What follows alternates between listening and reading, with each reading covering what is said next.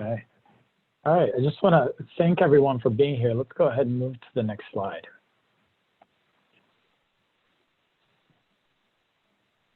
Okay. Just want to thank you all and welcome you all to our first informational webinar for the inaugural Portland Clean Energy Fund request for proposals or applications.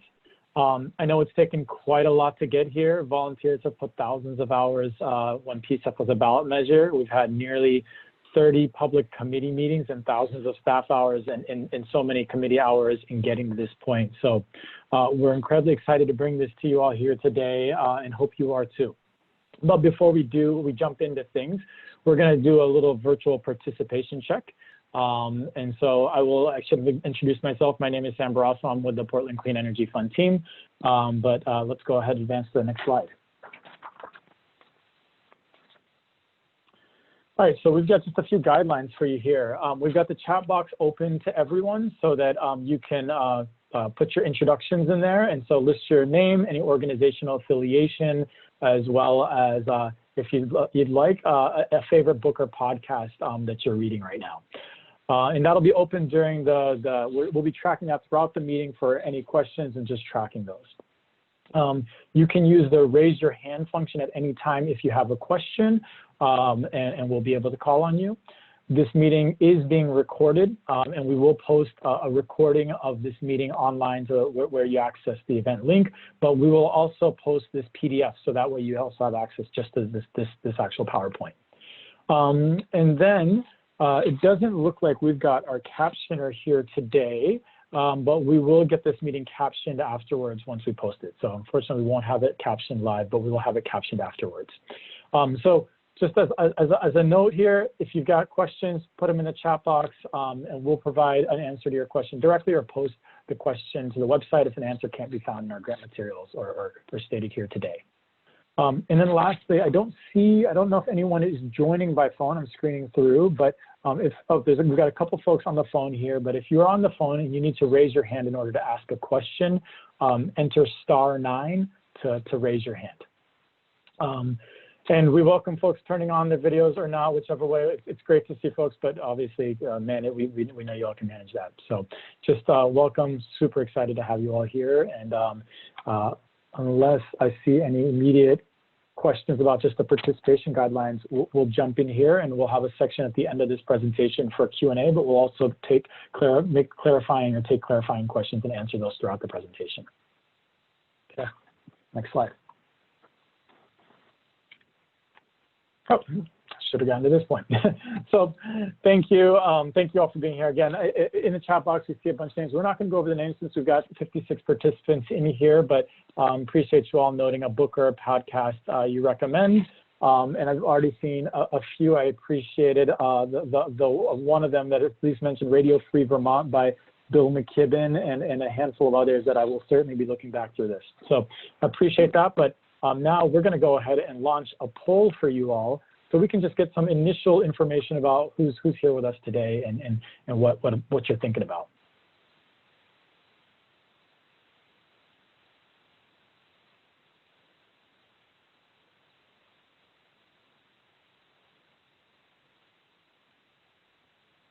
We're going to give that a little longer.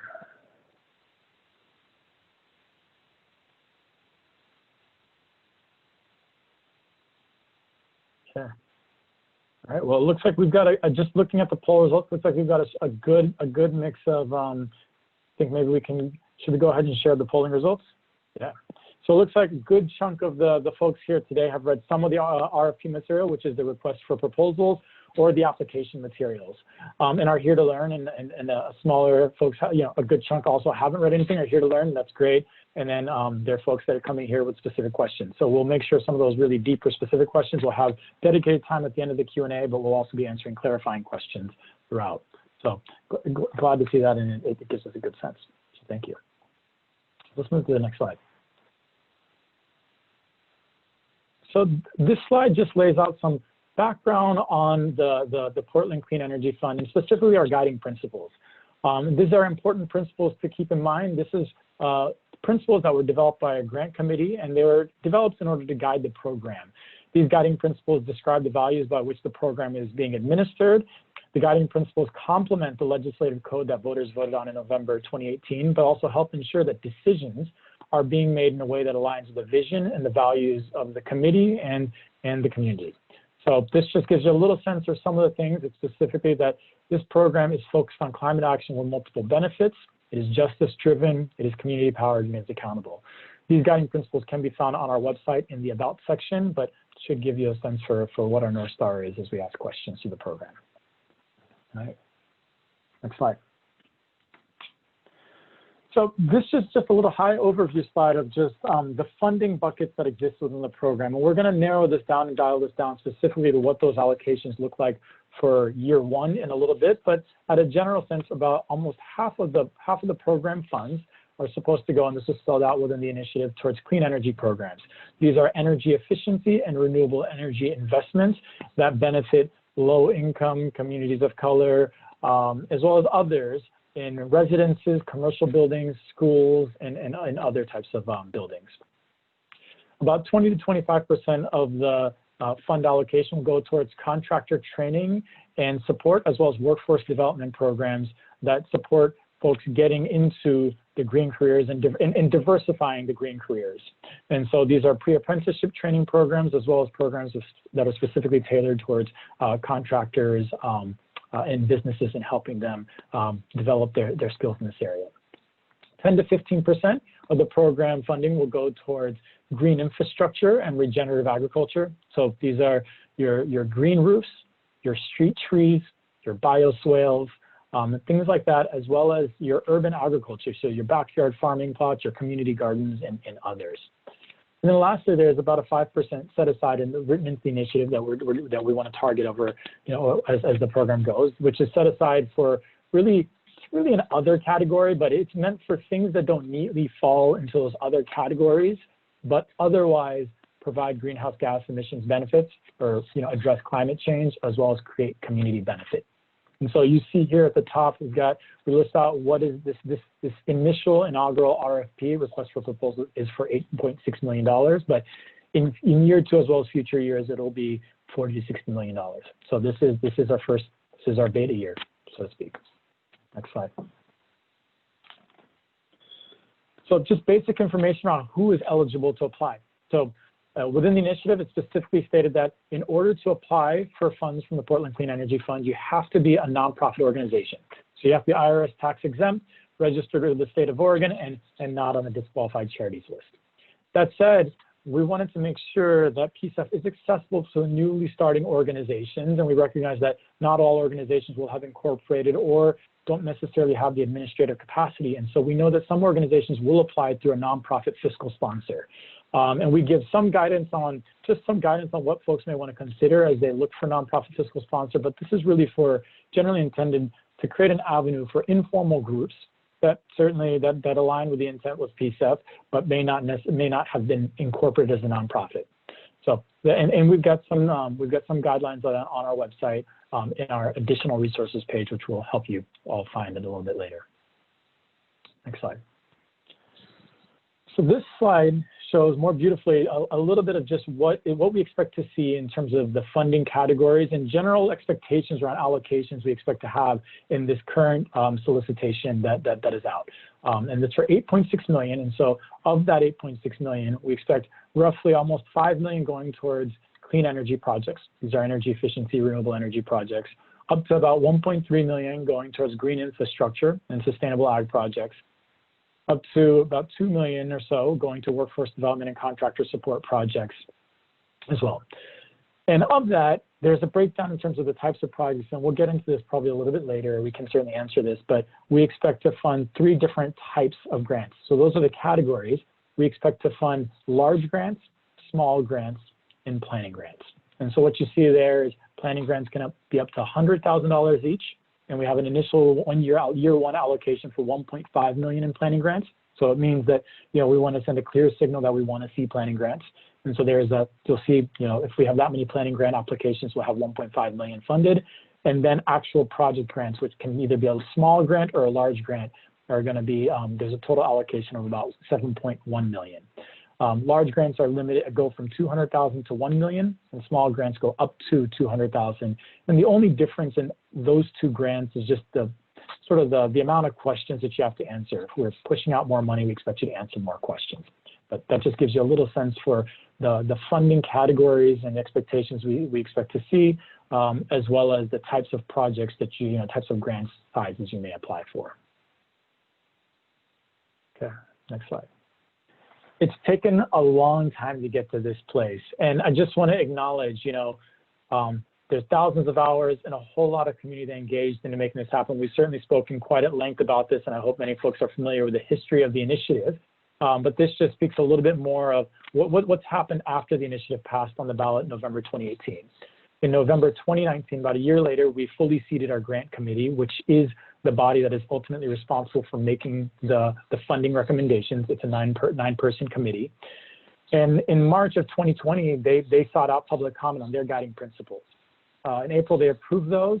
And through that time, we've been working on our first request for proposals, and we pushed those out for public comment in June of 2020.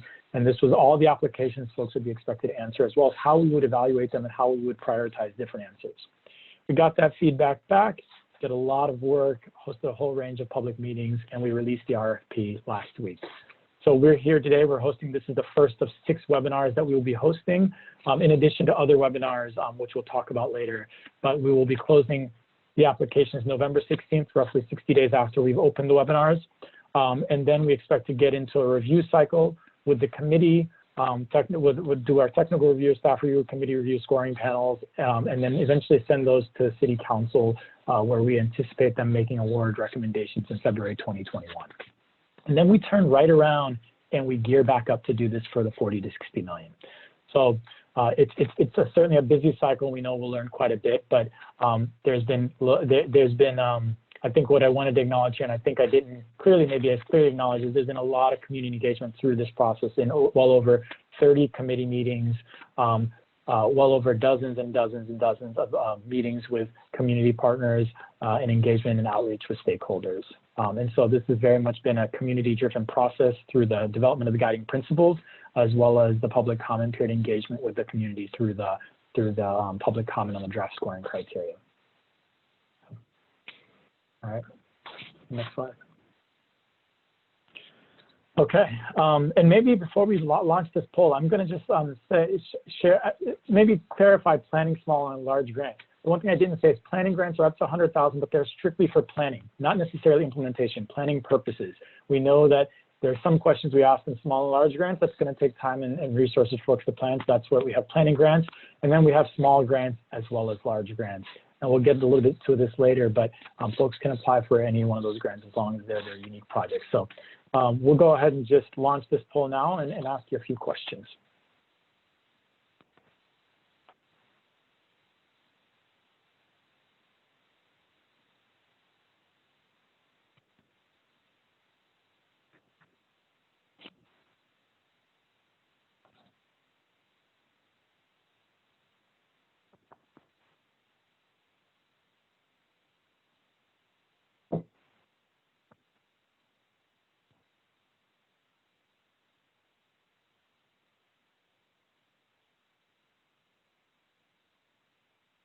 Okay, topping out at 77%. I think let's go ahead and close the poll out.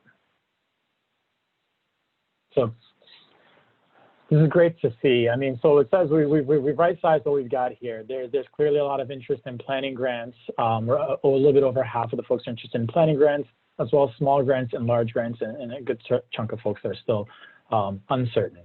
And it's great to see that we've got a lot of varying experience of folks in applying for grants. And we'll certainly, in the next bits, we'll walk you through what we've developed to help you understand what we have laid out in order to support you in that application process, and just the range of guidance that we've provided in order to help folks with some or less experience in applying to grants.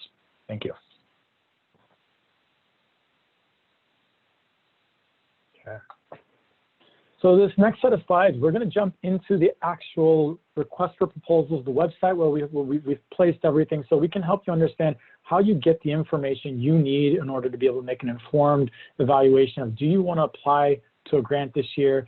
does your project, is your project eligible? Does it fit? What things are eligible for funding? So we're going to walk you through that, as well as walk you through how you actually apply and what documents you need to submit, and a little bit of just where you download the information. So because there's quite a bit of information. I think the one comment I'll add here is, PCEF was designed to address, our community's complex problems. And so we ask a whole lot of questions, but we want to make sure we provide a lot of guidance, and we want to help you navigate and see where that guidance is. So that's what we'll walk through here a little bit.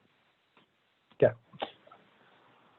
So first, and when we share this, when we close this out, we will post this presentation on our website. So all these links you see here on this PowerPoint will be live. But the first thing is, and this should have been in the announcement that went out, is here's our landing page, and this is the guide to the request for proposals. Everything you really want to know as you start exists here, and we really hope as a starting place, you start at this page and you fully read through everything on this page. It's really important for you to ground yourself and understand the background, that you start at this page and you read through this page before progressing. So we'll walk you through what exists on this page so you understand how to navigate it. Next slide. So what we got highlighted here in the middle of the page is really a sort of a table of content or a set of bookmarks to help you just hop around and see what are the key categories of what we identify on this page. So there's important things like the important dates, eligibility, our priority populations, the funding categories, uses of funds, as well as what is the application review process, what are going to be the reporting requirements, and just some other helpful links. And then we've got translations. We've currently got this guide translated into 7 languages, and we'll have a couple more languages posting next week. So as you think about community members that may need that, we hope that you'd share that. Next slide. Connected to this page, there's a menu on the upper right-hand corner, which just provides you a few additional resources that you're going to want to navigate to as questions come up. We've got this first question. Is probably the most important place to be checking throughout the RFP is going to be this questions about PCEF grants page. This is where we are going to be cataloging questions that come up that we didn't answer in the initial set of documents we published. So as folks ask us questions and we say, oh, that's a great question, we need to answer that, we're going to make sure that we provide that answer, that answer for everyone, and it's going to sit here. We're going to update this weekly on Wednesdays, and so we recommend throughout the RFP period that you come back and check these questions, because there may be a question you're thinking about and it will be answered here. And this is also where we expect to take your questions at the end of the session today and answer them here as well. Okay. This next page connected to our guide is our webinars and technical assistance. So this is where we listed this webinar amongst 5 other webinars that that'll take place, and we expect folks to attend 1 or 2 webinars to keep asking questions, get a better sense of the program. But we will also be listing 4 training sessions, and these are really capacity building sessions where we're hosting workshops on grant writing as well as budget development. And so those should be posted there. Take a look, and they will be posted there, if not by the end of the week. So that's just another place to look and get information. And then this second tab here is just additional background resources. There's a whole lot of information about the stuff we're putting out and we're asking for. We've provided a high-level summary of just a few things you may want to go to and look at as you're looking for information that may support your application or if you have questions. Some of this includes just complementary funding sources, other funding sources you may want to be looking at as well. And then this last section is, there's a lot of jargon and words, and we've got a definitions page here where we define a lot of the key terms that you'll see throughout this request for proposals throughout the document. It's defined here, and so just keep this page handy. One key definition we wanted to highlight particularly here, we elevated, is our definition for priority populations. We speak about priority populations throughout the request for proposal, and there are 2 sets of priority populations depending on the kind of project you're proposing. One is, so if you're doing a clean energy and a green infrastructure or regenerative agriculture project, the priority populations are people of color or people with low income. But if you're doing a workforce development and a contractor support project, it's a little broader. The priority populations are women, people of color, people with disabilities, and those who are also chronically underemployed.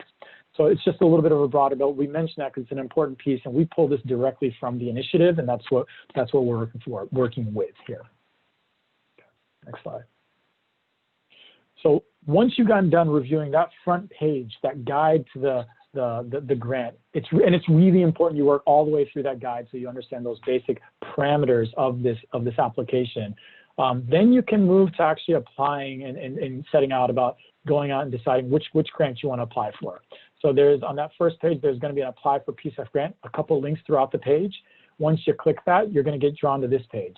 It's going to ask you to choose the type of grant you want to apply to, whether that is a planning grant, a small grant, or a large grant. Next slide. And then you're going to scroll down on the page and you're going to click one of these links. And it may be multiple links. You may decide to apply for a planning grant and a small or a large grant. So you can apply for multiple grants for different distinct projects. And so once you've decided to, it's really important before you move on to the actual online application, and we will show that in the next slide, that because the online application is just a portal to enter your answers. It is not where you really should be working on your answers. And if you slide back there, James, one time. Perfect, thank you.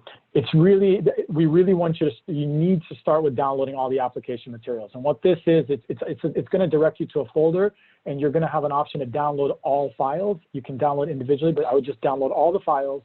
It's going to let you download a zip file. It's going to contain all the documents in there, and you'll see a little bit of that structure in a little bit, but it's just going to contain all the materials you need to review and work through and make sure you understand before you apply. And that's where we provide our guidance documents, a whole host of other resources. So it's just really important that before you actually begin to try to go into the actual online portal to enter your application answers, you download the application materials and you go through them, and it's in this zip file. And we'll certainly take applications submitted via hard copy as well as email as well, but we do have an online portal. So next slide.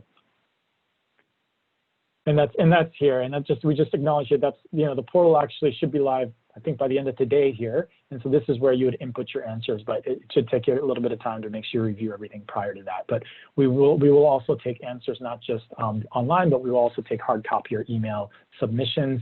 And the one thing I should have mentioned on the previous slide is if you need paper copies of the application materials, we are mailing those out once a week as well. So you can email us and let us know if that's something you need. Okay. Next slide. And with that, I'm going to go ahead and pass this off to my colleague, Katie Lister, who will just walk you through the actual request for proposal materials before we get to questions. All right, thanks, Sam. My name is Katie Lister. I'm part of the PCEF startup team. And just a reminder that folks can put their questions into the chat box at any time. We're kind of keeping track of them and building a queue for the larger Q&A session at the end of the presentation. But if there are things that are just little clarifying questions, we'll try and catch those. If they relate to the thing we're talking about, we'll try and catch them at the time. Okay, so the button that Sam was talking about where you download all of the application material, not the button to apply, but where you actually just get all the application material, will open up a folder or a zip file, depending on how your system is set up or what your settings are. And this is an example, this slide has an example of what you would see if you were applying for a large grant. So the first folder that we wanted to highlight is just the required attachments. And inside of that are the things that you must have in order to apply for a PCEF grant. So there's attachment A, which is a project description.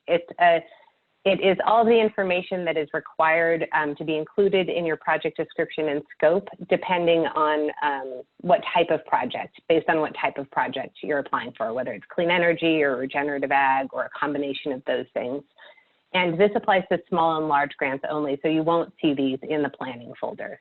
Attachment B is the budget template, and that is something that you'll actually need to download and complete, and then either email in, print and mail in, or upload through the application portal. Attachment C is also a Microsoft Excel document, and that has your milestones and activities. It's the milestones and activities template. So I'll go into a little bit more detail about these required documents, but just wanted to highlight that when you open up this folder, you'll see these sort of 3 documents outside of the additional files or folders, but within the folders, the required attachments folders, those are really documents that you won't be able to complete an application without reading and understanding. So within that kind of first view, when you open up the folder, you'll also just see 3 PDFs, and those are the application checklist, and that is just for once you're done putting your application together, just to double check and make sure that you have everything done. If you go through the online application portal, there is that'll happen for you electronically. So there's a review button, and it'll flag sections if you're missing information.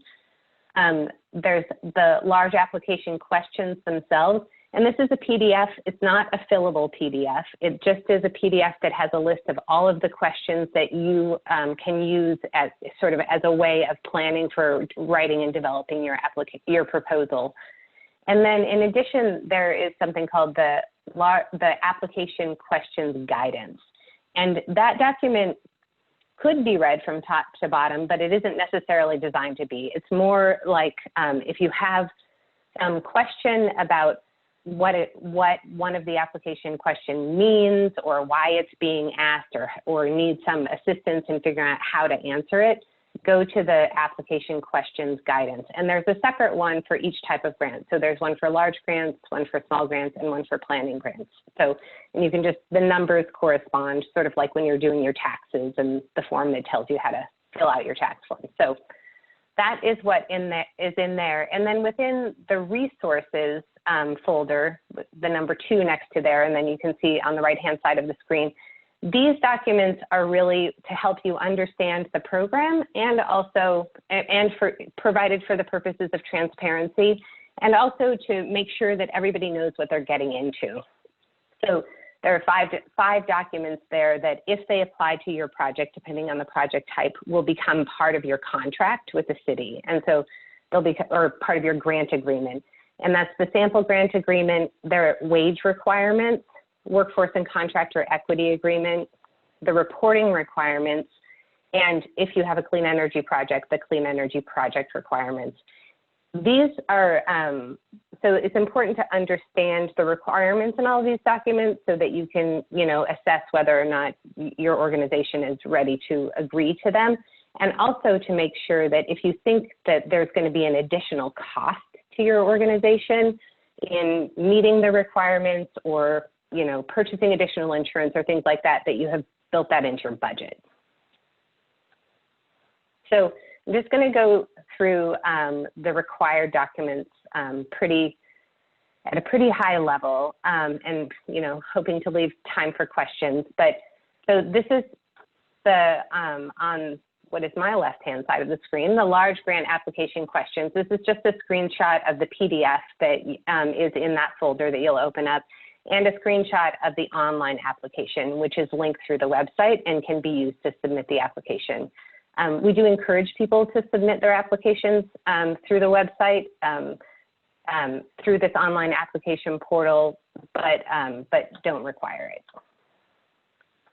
Attachment A doesn't actually get attached to anything. It's not something that you upload as part of your document or that you send in. It's just a list of requirements depending on what type of project your proposal is for.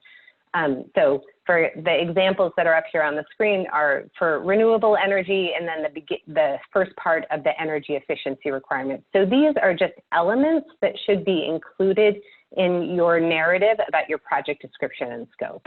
So just making sure that somewhere in your project description and scope, you're hitting these points and providing these pieces of information. If you have a project that includes both renewable energy and energy efficiency, or energy efficiency and green infrastructure, make sure that you're looking at the requirements for both of the, for all of the sections for which your project applies to your project. And then attachment B is the budget. There is a different budget template for small and large grants than for planning grants. The planning grant template is a little bit simpler, and also does not include the leverage table, since there are no points available in the planning grants for providing leverage or match. But so the screenshot that is on the screen is an example from the budget template for small and large grants. Within the small and large grants, there is a project budget table, a personnel detail table, and a leverage table. So you need to make sure to fill out all of those tables. Enter the cells that are grayed out or are blue are not meant to have data entered into them. They should be locked. I know people are pretty good at unlocking Excel, but we encourage you to not unlock those and only enter data into the cells that don't have anything in them. And there are some formulas in there that will trigger an error if you enter in a value that is sort of like outside of the acceptable range. And I did see earlier that there was a question about overhead. So I'll just go ahead and clarify that, since on the small and large grants, there is this formula in the Excel which will trigger an error. So overhead and admin for if you are a direct applicant is capped at 20%. And if you're applying with a fiscal sponsor, you can pay up to a 10% fiscal sponsor fee. However, the combination of those two things cannot exceed 25%. So it needs to be sort of adjusted to be able so that the total kind of what would be overhead plus fiscal sponsor fee doesn't exceed 25% of the project cost. And then just a real quick clarification from the chat box. There was, seems like somebody maybe missed the explanation about the difference between small and large grants. So it's primarily, the difference is really primarily just in the size. So small grants are anything under 200,000 and large grants are 200,000 up to $1 million. And those are sizes, those are caps that were decided on by our grant committee for year one. It is likely that they will change in future years when we have a larger amount of funding available. But that's the primary difference. They can be used for all the same types of activities. So this slide just has some budget tips. The first one is really important to us. We really want people to budget for what they need. PCEF is not a lowest cost wins the grant kind of program. And so really just encourage you to sort of like think holistically about what your organization needs in order to be successful doing the project that you're proposing, and build a budget that supports you in that. If you're doing construction, just remember to include a contingency. There are a lot of we anticipate that there will be a fair amount of construction in this program, and so want to make sure that folks that are new to that world, make sure that they include a contingency. 5 to 10% is sort of industry standard, and so that's, I think, what we would anticipate seeing unless there was a justification for a different amount. If your project is multi-year, also just wanted to flag to make sure that you're budgeting enough money that the PCEF wage requirements are met in all years. So there is a requirement in the legislation for paying 180% of minimum wage, and that changes every year. It's based on a state statute, and I think that in one of our documents, we sort of calculated out what it was going to be for the next 3 years, but you can't do it further than that. So you would have to make some assumptions. So if you have folks who in year one are going to be being paid exactly 180% of minimum wage today, you need to make sure that when you're budgeting for paying them in year two, that you're increasing that amount so that you can fulfill the wage requirements and not have to find money and divert it from somewhere else.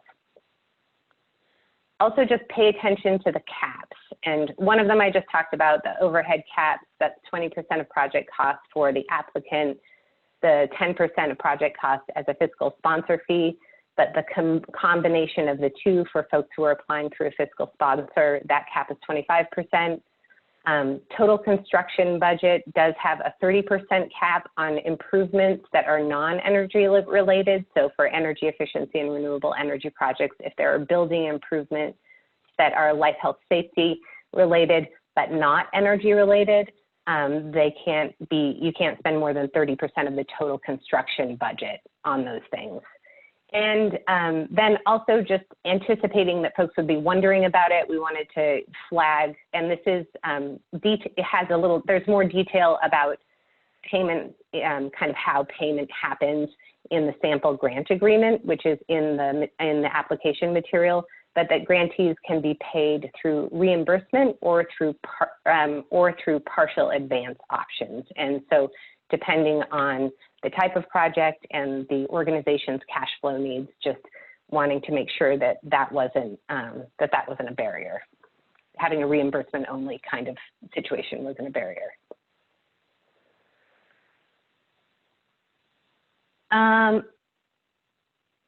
So I just wanted to, actually, I'm just going to go back because I saw a budget related question in the chat, and it says, I see overhead is 20% max. Does that mean a $100,000 grant max is $20,000 or is calculated as 20% of eligible expenses, which would be $16,667? So we're going to do math in public now, so bear with us. But so it is actually, it's 20% of the total construction budget is what is eligible for, or no, wait, never mind. I was thinking about a different thing. I apologize. Take back what I said. There is a little bit more nuance than just the 20%. So overhead expenses, and this is all detailed in the budget template, and there are actually error messages that will pop up if you enter in amounts that don't comport with these guidelines. But there is a 10% cap on contracts, travel, and equipment, supplies, and material. So for those costs, for those line items in your budget, there's a 10% cap on overhead. And then there is a 20% cap on the categories that are personnel and other. So I think that answers the question. Unless, Sam, do you think, I saw you unmuted yourself. Do you think I answered a different question? No, I think you answered that question, but I think in terms of this math that Arthur Davis was asking about, it should generally, I'm going to leave that. I think your question answered it. And Arthur, we may need to follow up with a couple examples to work that through, but the spreadsheet may be a good place to start. Okay, so these, we just wanted to also call out, this is in the application guidance sort of landing page for the project there, which is linked. And again, we'll send an email out to the folks who are on this webinar to make sure that everybody has the links, and we'll also be posting this PowerPoint online. But there's more detail about the uses of funds in that landing page. But I do want to emphasize that it is not a comprehensive list. This is really just a sort of list of some guidance that we put together because we wanted to call attention to, one, some elements that, that may have historically not been eligible for funding in climate-related programs, to make sure that people knew that they were, in fact, eligible expenses and that they should be included in their budgets. And to encourage people to really think creatively about what they need for their project. It sort of goes back to the tips on developing a budget slide, like really build the budget that you need to be successful in the project that you're proposing. So on the website, there's a little bit more information about kind of some of the allowable expenses and some of the parameters or limits on different types of costs that are detailed on this list. So, and the only other thing I would say, just because this is a question that has already come up periodically, is that all of these expenses, any expense that is eligible does need to be related to a project that addresses climate change and advances racial and social equity. Those are the sort of non-negotiables. So that when you see land acquisition up there, that is an eligible expense, but it has to be a part of a project that addresses climate change and advances racial and social equity. And so then this is the last of these screenshots of forms slides, and this is the attachment C, milestones and activities. And this template does have kind of an example in there. Feel free to you know, write as little or as much as you feel like you need to describe the milestones and describe the activities, as long as, you know, you feel like the people who are reading this application can have a good sense of what it is you are going to accomplish and what it is you're going to do, then that is adequate. We're not looking for novels, and we're not dinging people for providing them. So just wanted to make sure that that was clear. The definition of a milestone is really just a significant marker in a project that indicate completion of a major event, decision point, stage, or goal. And that is up to the person who is implementing the project to determine, you know, decide what they think is major and what they think is significant. So this is for your use, and then the activities will describe any of the grant-funded activities that kind of support achieving those milestones. I would note that the milestones and activities template will be a place where it is likely, if you are awarded grant funds, that the program will look to kind of identify key deliverables or things that you might be reporting on and stuff like that. So maybe keep that in mind as you're developing your milestones and activities template. And then also just making sure that you include dates in there. This is the only place in the application where we're asking you for schedule. So, and know that nobody is going to be held to the exact date that is put in here, but we do want to know when you think you're going to start and how long you think it's going to take. So there are date fields in there for each of the milestones, though not for the activities. So that can be, I think, a little bit more fluid. Okay, that is the end. That's the end of our presentation portion of it. And I think I would just want to open it up to questions. We do have some questions that we have been recorded from the chat box. So maybe we want to start going through there. People are also welcome to raise their hand, put additional questions into the chat box. And then if we don't, and just to add for those that don't know how to raise their hand, if you go to the participant box at the bottom of your screen, you just click participant, you can click that open, and then there's going to be a little thing that's going to show up there usually that should allow you to raise your hand. And we can call you, unmute your line, so you can just directly share what you want to share or ask. Okay. So I'm just going to look at the questions here. So the first one was clarifying questions, and Sam, maybe we can kind of tag team answer these. There's a requirement to pay 180% of minimum wage, which translates to $25.20 an hour starting July 2021. Does this apply for interns, pre-apprentices, and apprentices? I'm going to give that one to you. Perfect. This applies to anyone that is working and completing work on a project. So oftentimes pre-apprentices have training opportunities, but they're not necessarily working on a project. They may be getting a stipend for their training, but that's not the same as actually conducting work. Apprentices, however, are doing work on a project oftentimes, and so that it would be subject to apprentice, and it would be required that apprentices are getting paid that minimum, that $25.20 per hour. That is correct. So it's really whether it's training and they're doing work in the same way that, I mean, I think there's definitions that we can tease out in the answers if we need to, or we'll convene as this may be one of those clarifying questions that we post on the question. So we'll see if we need to add more clarity. And if you need more clarity now, please follow up with another question or raise your hand. All right, so the next one is, would all contractor or personnel payments be reimbursement only, or can they be partial advance payments? And I think that the answer to that is that there are situations in which contractor and personnel payments could be partial advance. There's no reason, there's no reason within our program that wouldn't work.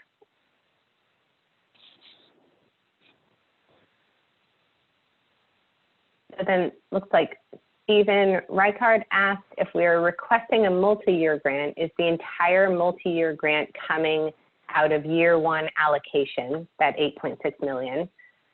or do the out years coming, or do the, the out years come out of subsequent year allocations? And I believe the answer to that, Sam will correct me if I'm wrong, but I believe the answer is it comes out of the year one allocation. It comes out of this year's allocation. Sure.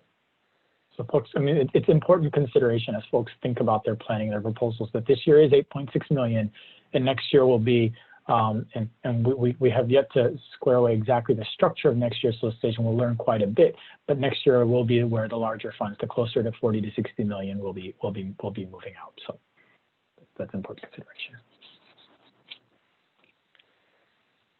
So the next question is, says, I have to imagine that many organizations are deciding whether to apply now or next year. If we apply this fall and are not funded, will our application be automatically entered into the application pool for the next round of funding, or will we need to reapply? Do you have a recommendation in terms of whether to apply now or next year?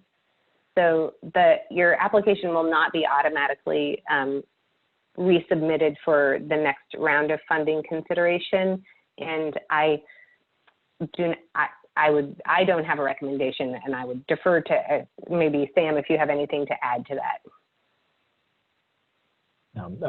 This is our first year. We don't know how the application is going to change in terms of future cycles, but this first, at least this, because we will learn quite a bit in this year that will inform how we regroup, adapt, and change things potentially for next year. So it is something that the committee can consider, but by no means do we have any insight into whether that is the case now. Yeah, I guess the only other thing that I would add is that we are really committed to providing feedback to all applicants. So if you apply this year and you're not funded, you will be getting feedback from the scoring panel that scored your application, from the committee that reviewed your application, from staff that reviewed your application. So it might put you in a better position to, develop your application a little bit more and be in a better position to be successful the following round.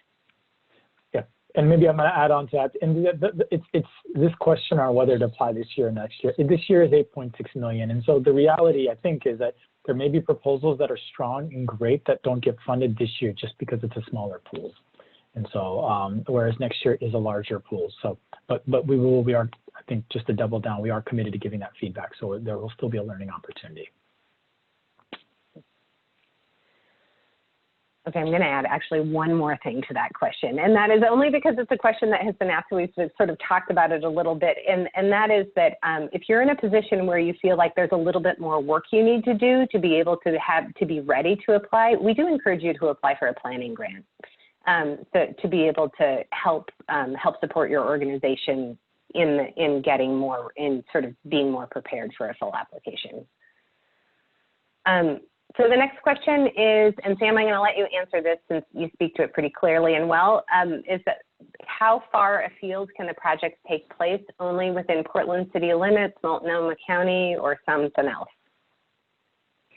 Projects, the physical projects, so projects that are installing, either doing some energy efficiency, renewable energy, or green infrastructure, those physical projects do need to be within Portland city boundaries. On the other hand, if you're doing a project where you are training folks, you're doing a workforce development, a pre-apprenticeship training program, or other thing, that project needs to benefit Portland residents. Yeah, and I think this is based on language within the ballot initiative, and I know that there is interest in, but this is what it is. So, but it's important that I will acknowledge that it's important that these sorts of considerations, I imagine folks are looking for funding elsewhere. It's important that this sort of thing does come back to the committee if that's something that you want to provide or share, that kind of feedback with the committee, that they may want to consider making recommendations to change that in the future. All right, the next question is, will there be any networking opportunities? I'm interested in connecting with groups that serve low-income seniors or people with disabilities, specifically in the area of housing and energy conservation. So networking opportunities. Sam, do you want to speak to that? No, I mean, this is not this year. I think it's something that we're exploring and thinking about how to structure it in a way that we think can be done equitably. Oftentimes you create the spaces and folks that can show up, and it's a challenge in structuring it in a way that allows folks that can't necessarily always show up do that. So it's something for in addition just capacity and building up the team that we will not be doing this year. We certainly think that these webinar opportunities are a great place to just see others that are in the audience and get a sense for folks that are showing up. So I recommend getting a sense and looking around at the participant list, but we will not be hosting networking opportunities. But obviously, folks are welcome to do so outside of us. Yeah. The next question is, can you explain more about the grant awards? Will all awards be based on reimbursement, or will planning grants be direct award? And we may have already answered this, but I'll just, I think, reiterate that for all grant types, planning, small and large, those grants can be reimbursement only or partial advance. It is unlikely that we would have a situation, it's unlikely unless it was very small and very fast that we would have a grant award where the entire amount was advanced, but it seems likely that we will have awards that have maybe quarterly advances or monthly advances or whatever sort of the time frame is that works both administratively for the nonprofit organization who's receiving it and for the city, but those are available for all grant types. The next question is, can you apply for more than one grant? Are you able to be listed as a partner in another application or multiple applications as a partner? And the answer is yes to all of those questions. So you can apply for more than one grant, and you can be listed as a partner in multiple applications. As you know, just as long as you're able to fulfill your role if they all get funded. The next question, I already answered. So the next question was to speak a little bit about the acquisition use of funds. And so I think that that is related to the land acquisition question. I'm assuming. If I'm not correct about that, then please put something into the chat box. I'm just going to pull up a different document really quick to be able to answer that question a little bit better. And you can see this on our website also. So land acquisition is an allowable expense. That was something that we got a lot of community. We heard a lot from members of the community during the kind of early program design and committee orientation part of our work. But so long as it is part of a project. So some examples might include, if you are building a community solar project and you need land for the solar to sit on, then the acquisition of that land could be considered a project cost. If you are purchasing property for the purposes of establishing regenerative agriculture, then that land could be considered part of the project cost. If you are purchasing land for the purpose of developing affordable housing, that's not necessarily a project cost that is directly related to addressing climate change and advancing racial and social justice. I think it's possible that we will see applications where people want to build net zero affordable housing or things like that and kind of wrap up developments that really do have a climate focus. But the key there is that there needs to be this strong connection between climate and racial and social justice. Hopefully that answered the question. It's a little vague. I don't know, Sam, if you want to add. The only one I would add, because it's a category of funding that's a little different in that bucket, and that's the workforce development and contractor training and support funds or allocation sectors. So that's something that's clearly called out, and those need to support, diversifying the green careers. And so if someone was going to do land acquisition to develop a training center that was doing directly that, because it's a direct funded category that's called out, I would see that would likely be eligible, but it has to be directly connected and tied. So the next question is, because grants will not be awarded until February 2021, what is considered year one bookends? And I'm not totally sure I understand the question, so maybe I'll just, if the question is, so go ahead, Sam. Do you understand the question? I think well, I would just say it's really the limitation on the years for a planning grant, for instance, is just when it's a year from when your grant contract is signed with the city and we begin that grant agreement. So we don't have sort of set, it's really the duration based on the grant agreement that you agree to with the city, if that makes sense. And then as far as when we'll have our next solicitation, let me stop there and see that if there's more clarification, maybe we'd love to see a follow-up question or hand raised, and we can follow up on that. The next question is there a way to express support for another organization's proposal? All of the proposals have the opportunity to provide sort of, in addition to like the required documents that we're asking folks to submit, you can submit additional documents that you feel would make your application stronger, and certainly some sort of evidence of support from a community organization or that is relevant to the project might be a good piece of documentation to include. That is the only place in the process where I think community support where there's that opportunity.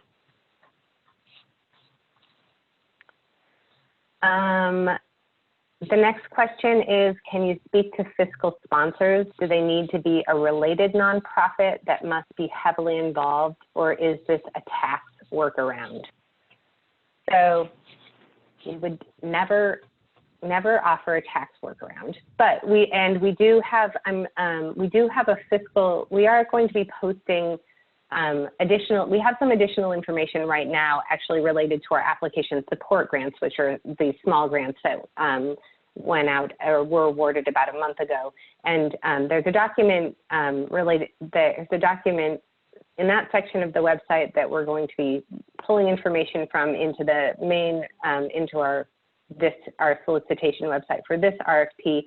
It does provide some guidance, like Sam talked about at the beginning of the presentation, related to what you might look for in a fiscal sponsor, kind of the question, some resources for where people, there are organizations that kind of give some guidance about what questions you might want to ask and what fiscal sponsor agreements might look like. Fiscal sponsors are the nonprofits that act as fiscal sponsors are legally responsible for all of the deliverables and reporting associated with the grant agreement. And they are supposed to only act as fiscal sponsors for projects and organizations whose mission aligns with their mission. And that is related to how they maintain their tax exempt status as fiscal sponsor nonprofits. So the answer to that, I guess there's an easy answer to the first part of that question is, do they need to be a related nonprofit? Yes, their missions have to align, but how heavily involved the fiscal sponsor is in the organization really depends, I think, a lot on the needs of the person who they're sponsoring in terms of capacity or mentoring or support, and then and also on the agreement that the fiscal sponsor and the sponsee negotiate between themselves. And as a program, we're not evaluating kind of that necessarily. Just making sure, the thing that we'll be really wanting to look for is just that the applicant organization and the fiscal sponsor kind of together have the capacity to implement the grant. So hopefully that answered the question. The next question, and Sam, maybe I can give this one to you. Can you say more about how renters will benefit from the energy efficiency home improvements? Does the landlord have to apply to programs, or will renters be able to work with the suppliers? In Centennial area, large numbers of residents are renters. So this really is going to be a question of the proposal that an organization wants to pull together. So you can have an energy efficiency project that is proposed on a multifamily building or on an apartment building, but whether that project is going to benefit the landlord because it's really just addressing the common area electrical or energy uses, or the renters, it's really going to be a question for what that project wants to do. You can look to, we certainly, in our scoring criteria, in our evaluation criteria that the committee developed, there are different sets of points for benefits going to renters versus the landlord. So you can look through that because there is prioritization, but there is no requirements or anything around that. It's really just the kind of project an individual wants to propose or an entity wants to propose. And so the second part of that question, does the landlord have to apply to programs, or will renters be able to work with suppliers? This is really a question, private landowner, private entity, private business landowners cannot directly apply to PCEF. You have to be a nonprofit. So if a nonprofit was to create a program that landlords could access or renters could access, that's really up to the nonprofit to decide how they want to structure the program. So but there are certain points, again, with our evaluation that you can see that we provide additional prioritization or points for certain types of projects. But it's really up to the nonprofit that designs the program, whether a landlord is directly accessing it or renters, and if there's strategically reasons why they may want to do one or the other. The next question is, will PCEF do partial funding if our project is $500,000 and involves 3 to 4 different projects? Is there a chance PCEF will only like and fund one part and award less to the total project? And if PCEF does a partial funding, can we apply again next year?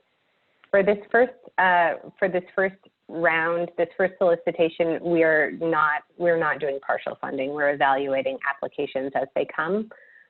It's possible that the grant committee might decide to do that in future years, but in this year, we're evaluating the applications as they're received.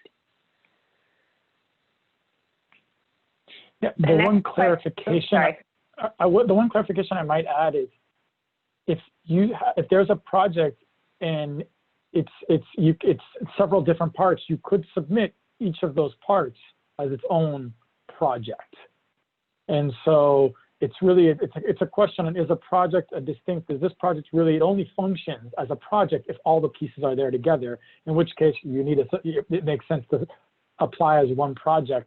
But if you have an energy efficiency project and a workforce development project, and they really could survive, there could be distinct independent projects on their own, then you could apply for those as 2 different projects. And that just to make sure to be clear about that. Yeah, and those would be 2 different grant applications. Thank you.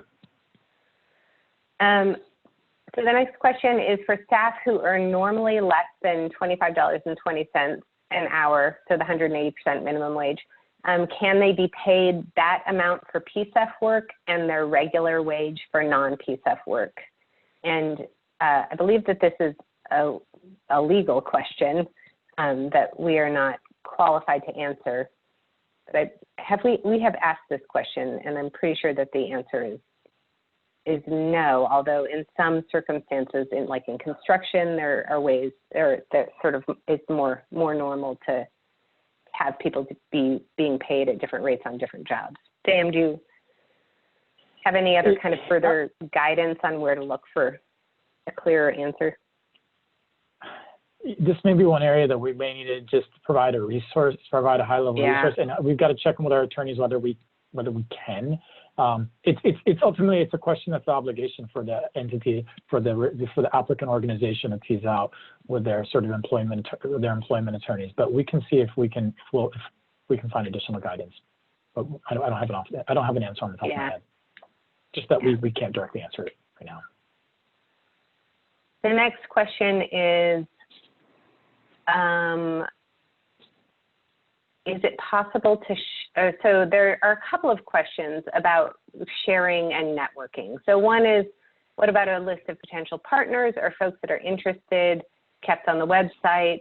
Is it possible to share the participant list for these informational webinars in order to facilitate that organic networking that was recently referred?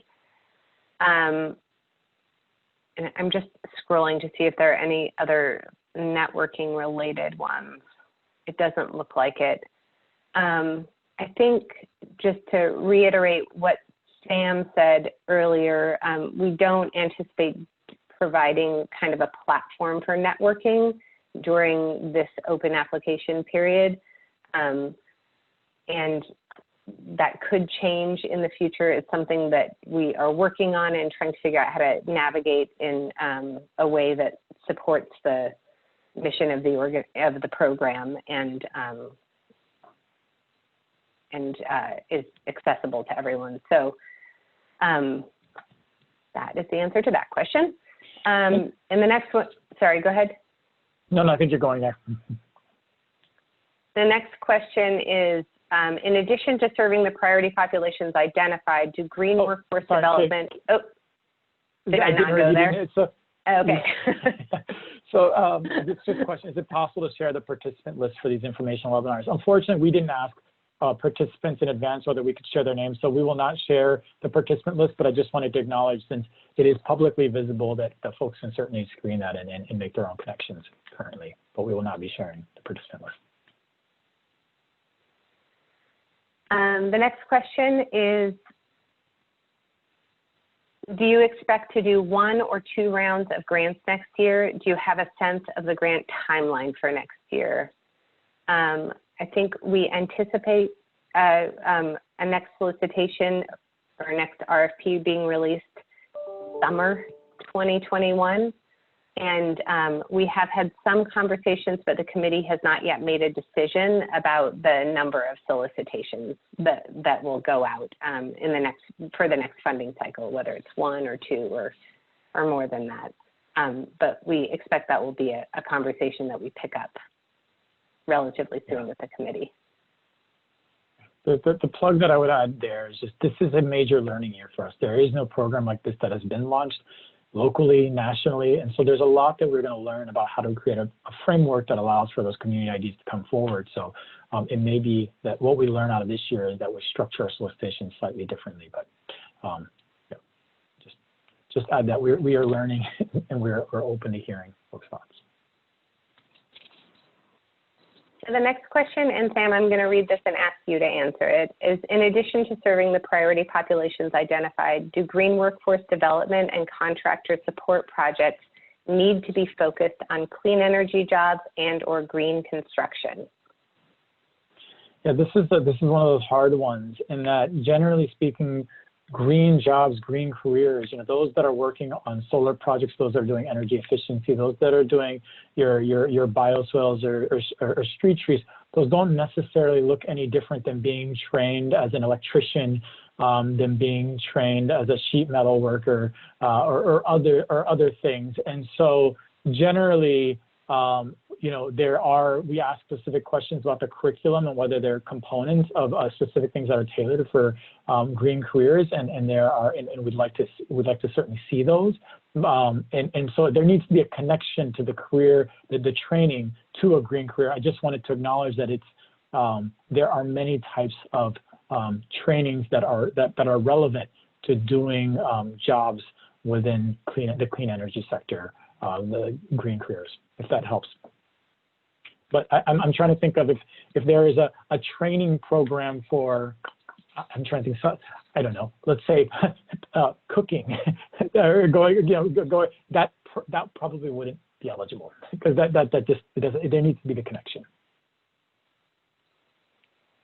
So the next question is, for an affordable housing development project, are there eligible costs outside of solar and energy storage, such as energy efficient MEP systems and resident programs that create awareness on sustainable living? So I'll take that one because it's easy. The answer is yes. Energy, the category is clean energy, but it is energy efficiency and clean energy, and definitely inclusive of conservation and behavior change type of things like education. The next question is, during committee meetings, there has been sentiment of project priority for physical, in quotes, shovel-ready projects, but also an understanding that first year might require assessment. Is there a clear priority in selection? And Sam, you can add to this probably, but I would say the one really clear message that the committee has set is allocating $1.5 million to planning grants.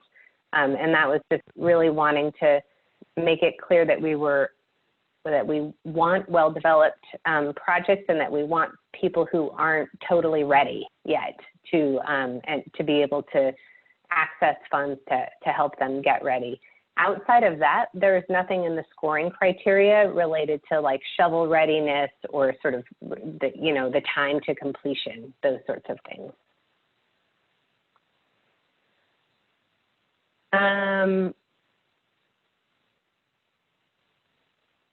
So the next comment is that comment/question is that the scoring table provides limited guidance on GHG reduction, and including sequestration scoring, and seems to suggest a qualitative rather than quantitative evaluation.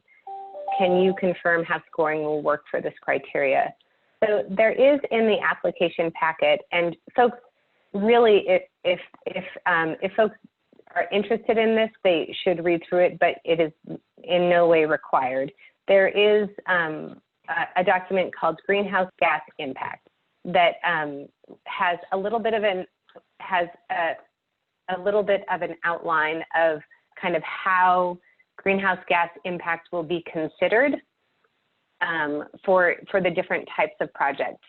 The City Climate Action Program Coordinator, Kyle Diesner, is the person who's going to be doing that evaluation, and it will be a quantitative evaluation of the GHG impacts of each of the projects. And he has kind of invited us to put his name out there for folks who really want to get into the weeds about how he does his modeling. But he'll be receiving kind of the data entry points that he needs from staff to be able to do that analysis, along with a unique identifier, so he won't know who the application is from, and he'll be doing just sort of like a purely blind quantitative analysis of GHG impact. And that's how that will work. If you're interested in more information about that, please reach out to him directly or to staff, and we can connect you with him. So I apologize, I messed up the view by opening up another PDF, although I'm not sure we really need this anymore.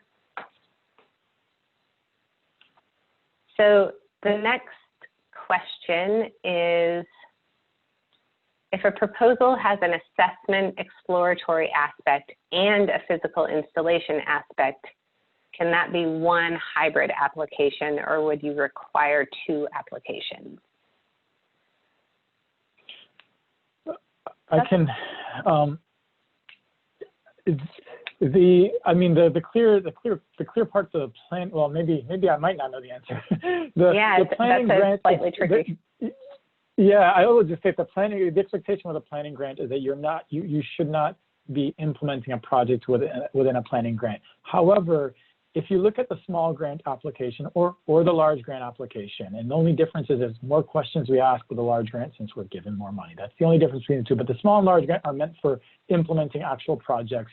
We ask a lot of detailed questions. And so whether or not as part of that project you could also include planning for something else, it's a matter of whether in some ways you can give us enough detailed answers so that we can make the greenhouse gas emissions estimates or other things that are needed to evaluate your proposal. So just kind of a thinking on whether you break it apart and have one, smaller large grant application, one planning grant application, or whether you've got enough to really bundle them together so that we can appropriately score and evaluate your proposal. Yeah, and I guess I would just add to, just a note on that, just to make sure that folks understand that we do anticipate that we will get applications where every single detail hasn't been nailed down. Like if you have a program where you say, we want to weatherize 100 homes in this neighborhood, we will be making some basic assumptions about your potential GHG impact on those homes, even if they haven't been identified and there hasn't been an energy audit done of them or things like that. So you do want to, you know, sort of the project needs to be developed enough for us to be able to make, or for Kyle to be able to make some basic assumptions, and for basic assumptions to be made about other aspects of the review panel. But you don't have to have gone so all, you know, you don't have to have it totally dialed in and have all of those houses identified. The next question is, will we be informed on how many GHGs our project will avoid if selected or not? I think so, yeah. If your project gets past the eligibility screening and it gets past the initial technical review, then we will score your proposal. And as part of scoring your proposal, we will do that analysis. And so you will have that, and you will be given that score actually to respond to as part of the evaluation at some point in the evaluation process. So you will have that material, you will get that feedback.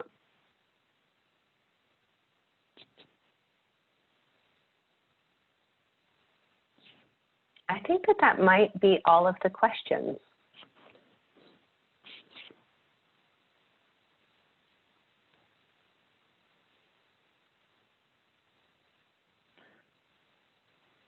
Oh, shoot, then this would be the period that if we're all meeting in person, everyone would start mingling and hanging out and getting business cards. So I don't know if folks want to just, I mean, this is where I need to get the background music going. So, and maybe we'll consider that next time. But seeing how we are not in person, we will linger here for a little while to see if any questions do come up.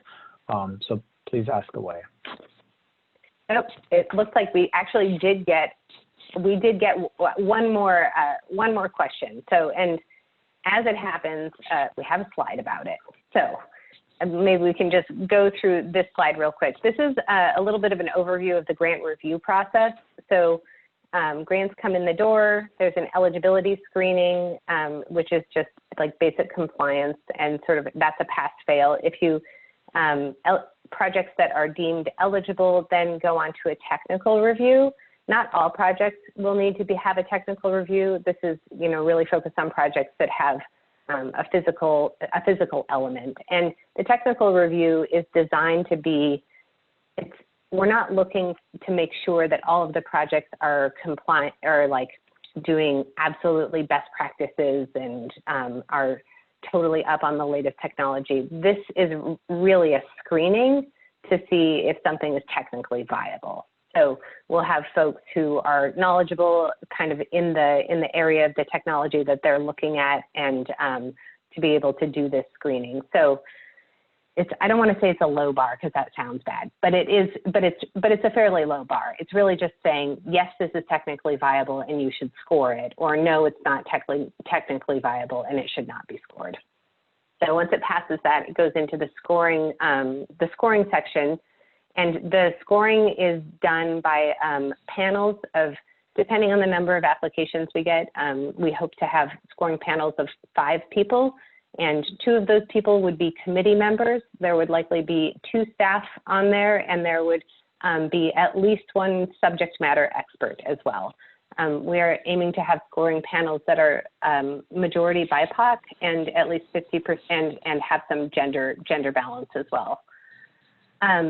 The scoring panels will first read through their applications, make their individual initial scores, give those to staff, who will kind of take an average of the scores for each of the criteria and any clarifying comments that people have, and send those to the applicants.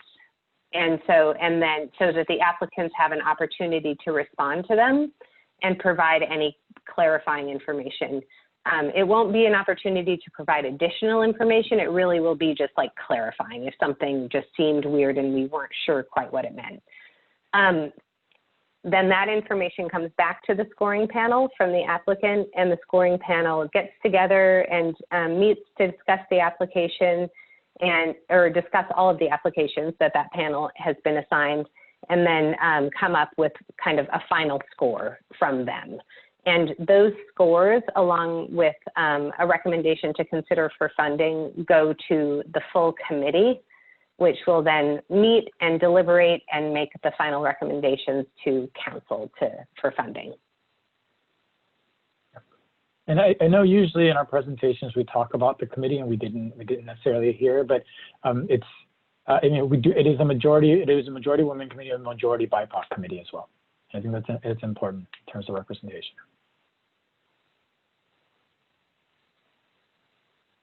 Okay.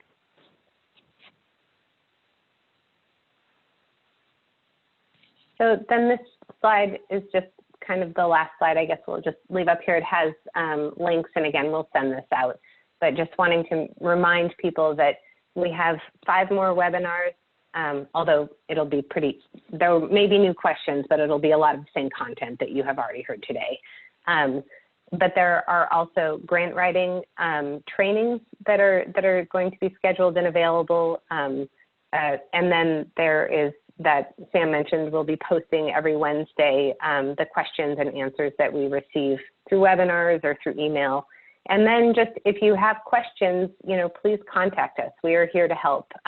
We are asking that folks contact us through our kind of main line, the Clean Energy Fund at portlandoregon.gov, or leave a message at that telephone number, which we check every day, and so that we can kind of manage the flow of who's answering what questions. But we are absolutely, here to assist and want this to be a successful process for everyone. And then we have one more poll that we want you to take before we let you go. I'm kind of bummed we lost about 20 people who didn't take the poll, but if those remaining could take this poll, that would be great.